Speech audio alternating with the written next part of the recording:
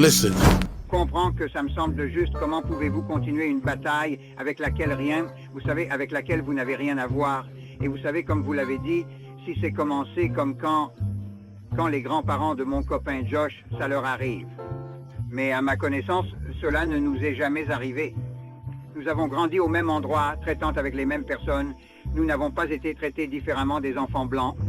Et j'ai juste du mal à y avoir maintenant quand je rentre chez moi et le vois. Et maintenant, tout d'un coup, il est, tu sais, je n'ai même pas un mot. Mais il est quoi? Mais qu'est-ce qu'il fait? Il dit quelque chose sur le racisme? Ouais. Et que c'est dans sa famille depuis des années. Donc maintenant, il a une attitude même contre certains gars avec lesquels il sortait quand nous étions petits. Et vous savez, il en fait juste parler. Et c'est, vous savez, comme je l'ai dit, jusqu'à l'âge de 17 à 18 ans, cela ne nous est jamais arrivé. Mais il fait sembler qu'il est vous savez, prendre en charge un combat que peut-être ses grands-parents, vous savez, avaient eu il y a longtemps. Ok, eh bien, regardons ton associé Josh. Peut-il que ce qu'il dit, il ne l'invente pas et qu'il ne parle pas du passé? Peut-il être possible qu'il parle de quelque chose qu'il regarde en ce moment et qu'il dit qu'il le voit, mais que vous ne pouvez pas? Est-ce possible? Absolument. Nous verrons. Cela pourrait être le cas. Maintenant, ça pourrait être, comme tu l'as dit, qu'il l'invente. Mais je ne pense pas qu'il l'invente car je le vois aussi. Et je l'ai toujours vu. Je n'ai jamais été dans une situation où je ne l'ai pas vu.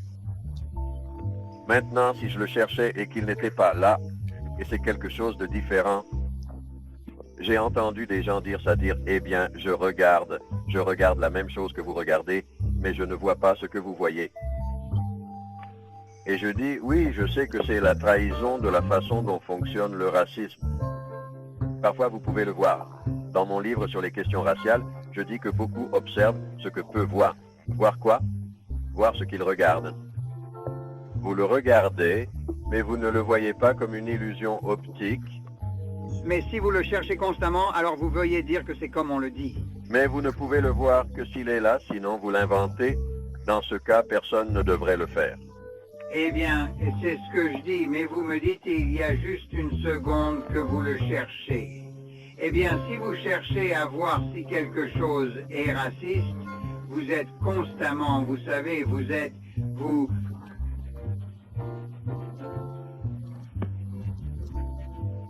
Mais je vais seulement voir ce que je prétends, que quand je la cherche, je le vois parce qu'il est là, mais il n'est pas censé être là. C'est la clé. Il n'est pas censé être là. Peu importe à quel point je regarde, peu importe à quel point je ne devrais jamais trouver parce qu'il ne devrait pas être là, le racisme ne devrait pas exister. C'est le principe comme le cancer ne devrait pas exister. Vous voyez, maintenant je peux regarder le cancer, vous savez, je ne pouvais pas le reconnaître délibérément, ou je peux le reconnaître délibérément, mais je décide de ne pas y penser. Donc, si je ne pense pas à ça, et je ne ressens pas la douleur directement à ce moment, parce que je ris sur quelque chose comme un patient cancéreux a ri, mais le patient cancéreux a toujours du cancer. Vous voyez ce que je veux dire? Donc le racisme est la même façon dont les Noirs rient tout le temps. Ce sont les personnes les plus riantes du monde. Collectivement, personne ne rit comme les Noirs. En fait, il y a plus de blagues sur les Noirs qui rient que tout autre. Même dans les vieux jours où c'était juste à votre visage, cette chose appelée racisme, les Noirs riaient plus qu'ils ne le font maintenant. Les Noirs étaient les plus grands blagueurs parce qu'ils essayaient de cacher la douleur. C'est pourquoi. Mais au fil des années, ils ont moins et moins ri à mesure que la douleur a commencé à disparaître. Parce qu'ils riaient de la douleur, ils essayaient de rire de la douleur. Et maintenant, beaucoup d'entre nous essayent de mettre la cécité pour ne pas voir ce qui provoque un problème mondial. Maintenant, une personne peut regarder le président Obama et dire qu'il n'a pas vraiment de problème. Comme le président Obama l'a dit lui-même, j'essaie d'obtenir des soins de santé pour ceux qui ne les ont pas. Voyez, j'ai des soins de santé. Moi et toute ma famille, je n'aurai jamais à m'inquiéter des soins de santé. Je recevrai des soins de santé de haut niveau. Je le sais déjà, a-t-il dit. J'essaie de l'obtenir pour les gens qui ne l'ont pas. Je l'ai pris. Si vous parlez de moi individuellement, oui, j'ai reçu des soins de santé. Mais cela ne signifie pas que je ne devrais pas m'inquiéter pour ceux qui n'en ont pas. Vous voyez ce que je veux dire? Donc le racisme est de la même manière. Il y a des gens qui disent, eh bien, j'ai pu le débarrasser, et j'ai pu passer, et j'ai pu faire ça dans le quartier où j'ai été élevé. J'ai pu me protéger contre cela. Mais voyez, le fait que vous vous protégez de cela signifie qu'il est là. Et il ne devrait pas être là pour vous protéger de lui. Je veux dire, c'est le but tout entier. Parce que quand vous essayez de vous éloigner, tout comme dans le cas de votre ami Josh, quand vous essayez de vous reconnecter avec lui, il a été frappé par toute la force et son comportement le montre. Et cela vous attriste. Mais c'est un fait. Et la raison est un fait. Car il y a rencontré quand il vient de bouger un peu et cela lui a touché toute la force. Vraiment, cela lui a toute force tout le temps. Et c'est à ce moment-là que c'est vraiment douloureux. Alors tu dis que tu n'as jamais été maltraité parce que tu n'es pas blanc. Pas que je sache. Tu vois, j'ai eu des expériences avec beaucoup de gens et il y a toujours des têtes d'os, peu importe leur couleur. Ça m'est égal. J'ai rencontré des têtes d'os, c'est tout. Mais je me retrouve à trouver plus de mes propres frères qui me feraient mal. Plus de ceux, plus que les blancs avec lesquels je sors. Tu sais... Et je peux comprendre pourquoi cela serait. Parce que c'est le problème. C'est l'effet que le racisme a. Le fait même que lorsque vous interagissez avec des Noirs, ils sont hostiles envers vous, ou qu'ils vous maltraitent, et vous savez, vous n'obtenez pas le genre de réaction que vous devriez obtenir des gens lorsque ces gens sont noirs. Cela a une justification. Ils ont été affectés par le racisme à la mesure où personne ne voudrait être autour d'eux.